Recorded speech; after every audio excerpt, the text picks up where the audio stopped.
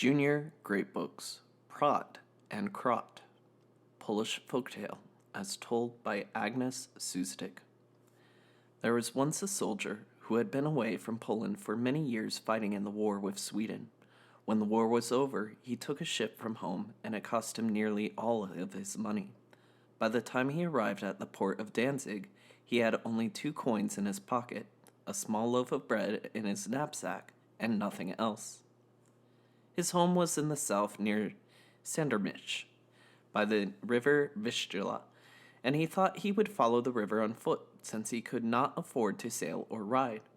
He had not gone far when he came to a churchyard where 2 old men sat together on a bench. They looked at the soldier as he passed by. "Hello there, fine soldier boy," one of them called. "God be with you." "And with you," answered the soldier, raising his cap. "Tell us, laddie, where you have been soldiering," asked the second man. The soldier was anxious to be on his way, but he was a civil fellow, so he stopped out of politeness. "I've been in many places fighting the Swedes," he said. "Now I'm on my way home to Sandermich." "Ah, it must be good to have a home to go to," said the first old man.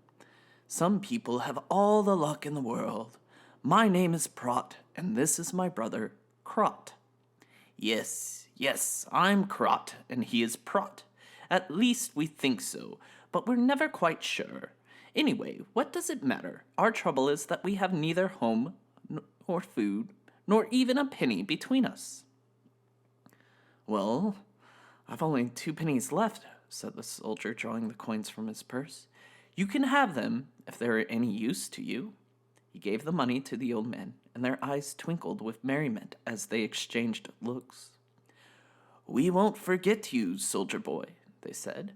"It's good to know there's a little kindness left in the world." The soldier saluted his elders and went on his way whistling gaily. It was a long walk to Sandermich, and after traveling for many hours he felt tired and hungry. His old boots had trodden many battlefields, and they were now so full of holes that he could hardly walk in them.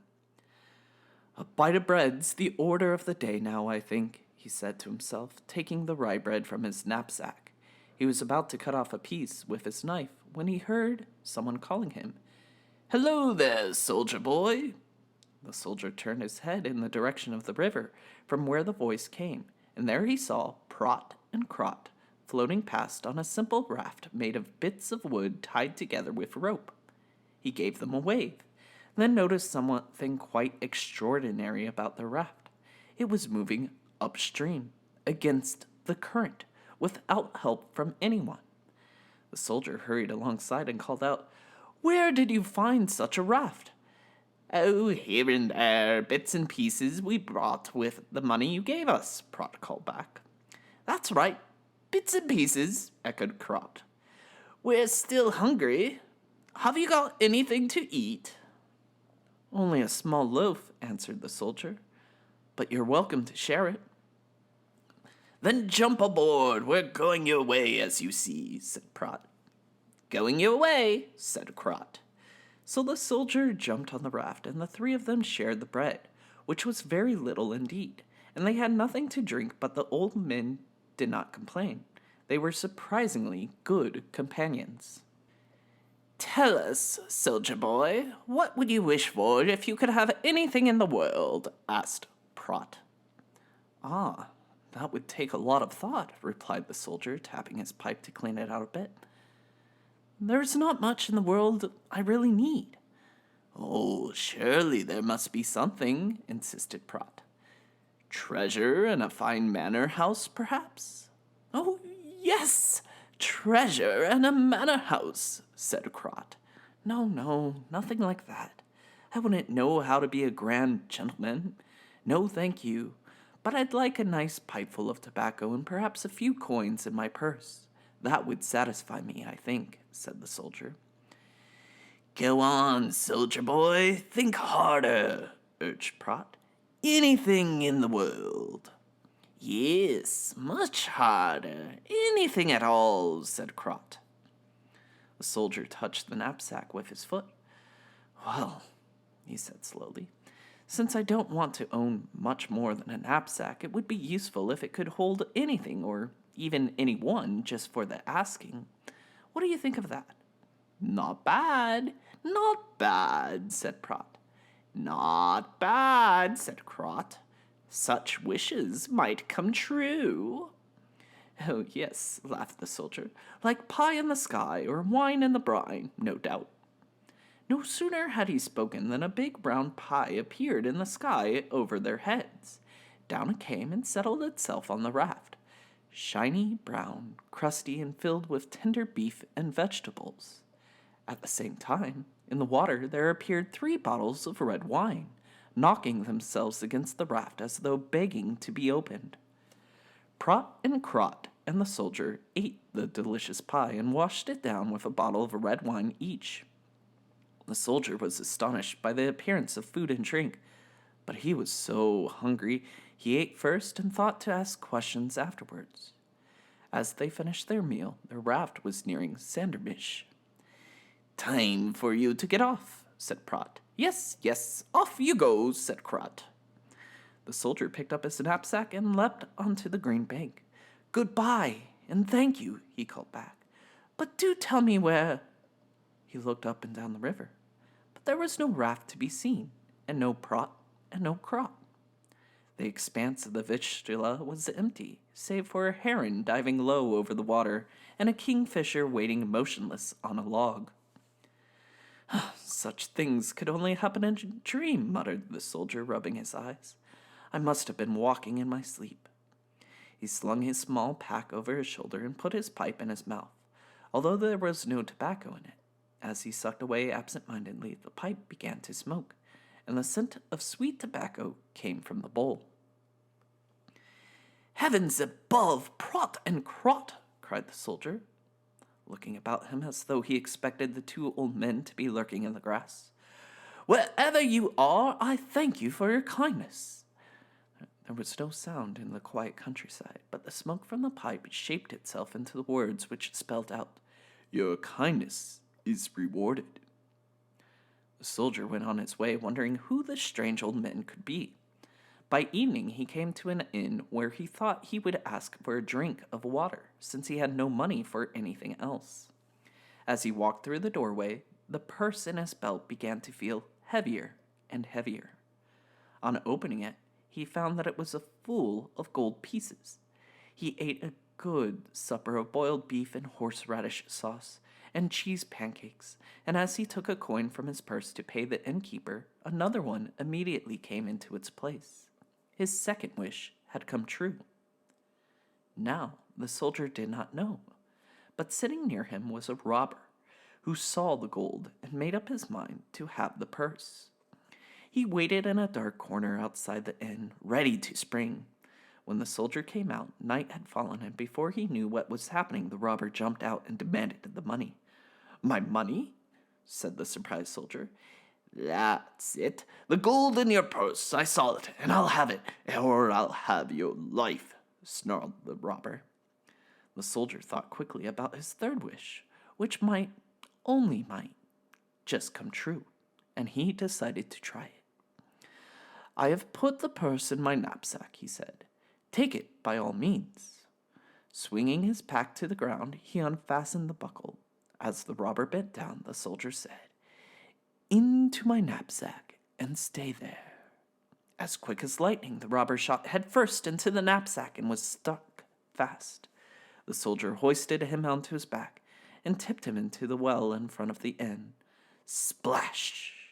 Down he went to the bottom, and the soldier wound down the rope in the bucket.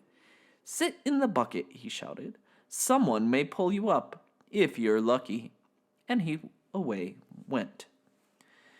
The night was warm and the sky was bright with a sprinkling of stars. The soldier took the road home, which ran close to the castle of the king. He remembered as a boy he used to watch hundreds of candles flickering in the windows and wonder what the royal family was doing. Shortly before he reached the castle walls, he saw a curious sight in a turnip field. There among the ripe turnips stood a gold, round tent, guarded by a circle of the king's guard. On the hill above rose the royal castle without a single light shining in any of its windows. The soldier thought this strange, and he stopped to inquire. "What's wrong?" he asked. "The castle looks deserted." "So it is, and likely to be for many a year," said one of the guards. "His Majesty can no longer live there." "But why?" asked the soldier. "Surely everyone in these parts knows by now that the castle is haunted by a demon that will not give the king peace day or night. No one can get rid of it, no one at all, and the king can bear it no more." "I think perhaps I may be able to help the king," said the soldier, obligingly. "I would be indebted to you all my life if you could," said the king, emerging from his tent in his nightgown. The astonished soldier fell upon his knees. "Your Majesty, let me get to the castle tonight before I return home, and I will rid you of the demon." "My dear fellow," said the king, straightening his nightcap, "you don't know what you are saying. You go there alone, when I and my courtiers could not bear there? No, no, it is too much to ask. I cannot allow it." "Perhaps your Majesty is fond of camping out," ventured the soldier. "Not in the least, dear boy. It's so unroyal, don't you see, and most uncomfortable," replied the king, patting his aching back. "Then let me help. I only ask permission to sleep in the castle tonight. That is all." The king could hardly refuse. He went into his tent and returned with a huge key. "There you are," he said. "This key will open the door. Go if you must, and if you succeed, you may have any part of my kingdom you wish as a reward." The soldier thanked the king, took the key, and went up the hill to the darkened castle. He put the key in the lock and let himself into the main hall, where he thought he would spend the night. Taking off his jacket, he put it under his head, and with his knapsack close beside him, he lay down to sleep. He had scarcely closed his eyes when he was awakened by a shrieking and howling and a thin, high voice calling in the darkness. "Get out! Get out! This is my castle! Everybody out! Clear the way! Clear the way! Not even a mouse is allowed to stay! It is all mine!" The soldier opened his eyes, and by the light of the moon he saw a small figure prancing about. It seemed to be dressed in black, with pointed ears, pointed nose, and long pointed toes. As it went about lifting its knees up to its chin, it saw the figure of the soldier in the corner. "I said everybody out!" screamed the demon. "Out of here this instant! Do you hear? Out, out, out!" The soldier was not at all afraid. "Why should I get out?" he said, yawning. "The king has given me permission to stay here." "This is my castle now," replied the demon, bouncing up onto the mantelpiece and glaring down at the soldier. "If you don't go, I'll turn you into a fly." "Then I'll buzz up and down your long nose," said the soldier, lying down again as if he didn't care. "Will you then, you impudent creature? In that case, I'll turn you into a beetle," yelled the demon, stamping up and down on the mantelpiece. The soldier simply stretched himself and said casually, "What a pleasure it will be for me then to nip on all of your long pointed toes." What? I'll turn you into a... But before the demon could think of anything else to say, the soldier stood up and said quickly, "I'll turn you into my knapsack this very instant, and you will remain there until I let you go." Whiz! With the speed of an arrow, the demon shot off the mantelpiece straight into the knapsack, and the soldier fastened the buckle. "Let me out of here, whoever you are!" the demon cried. The soldier took no notice. He put the knapsack under his jacket, put his head down on the jacket, and went to sleep. He was so tired that even the violent kicking of the demon did not disturb him. In the morning, the king sent a troop of his guards to find out whatever happened to that brave soldier. The men peered through the window and saw the soldier sitting on a small pack, peacefully smoking his pipe. Still, they did not dare to go in, so they tapped on the window and shouted, "Are you all right?" "I'm very well, thank you," replied the soldier. Did you see the demon?" "Yes, of course I did," said the soldier, blowing smoke rings. "Where is it now?" asked the soldiers, fearfully glancing about them. "Why, I'm sitting on it," answered the soldier. "Now, no more questions, if you please. Go and bring me 40 blacksmiths with hammers and a barrel of wine." "Bring what?" gasped the soldiers.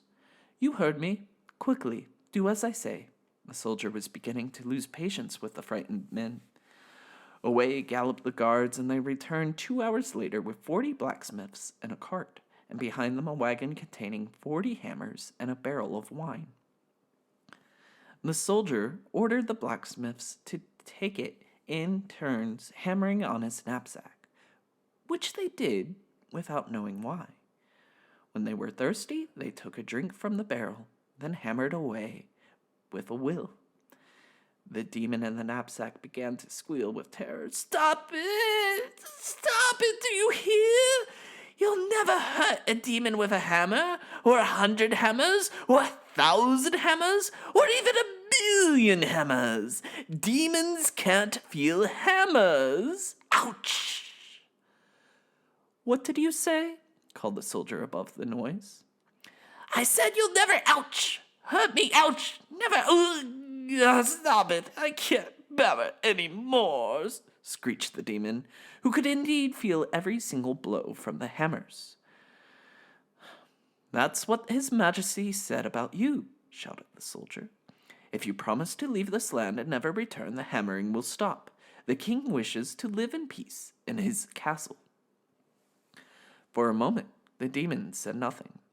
Then a few extra hard blows persuaded him. "That's enough. I promise, have mercy on me. Let me go, and I'll never come back." The hammering stopped, and the soldier opened his knapsack. "Come out," he said. A long, black, pointed toe emerged, then an arm, a long nose, and 2 green eyes looked out in fear. "Hurry up before I change my mind," said the soldier sternly. At once the creature sprang up like a frog and ran away at top speed, down the hill and across the fields until it disappeared in the distance. The soldier went to the king, who was eating breakfast rolls in his tent.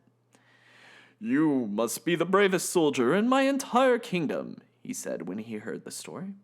"Not really, your majesty. Only the most fortunate," smiled the soldier, thinking of Prot and Krot. "Say what you like, but I shall raise you to the rank of general. Not a word. It's the very least you deserve," announced the king, offering a plate to the soldier. "Have a roll and put one in your pocket. Now I shall keep my promise to you. Tell me which part of my kingdom you would like for your own, and it shall be yours." The soldier, who was not a greedy man, took only one roll and asked for very little.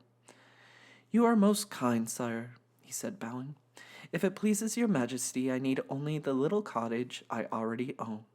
But if my land could reach down as far as the Vistula River, a matter of 300 yards or so, then I would be more than content." "Aha! I see you are a fisherman at heart," laughed the king. "You are an easy man to please. I wish there were more like you. From this moment on, the land is yours, with the Vistula as its border.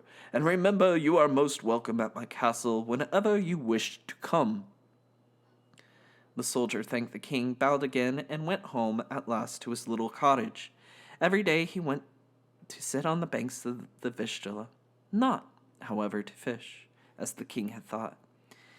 He puffed his pipe, which was always full of tobacco, and scanned the water for signs of a roughly made raft floating upstream, carrying Prot and Krot. He watched for many months and many years, but he never saw them again. He did not forget them, though, for they had given him all he needed to be happy for the rest of his life, and he lived to the age of 101. The end.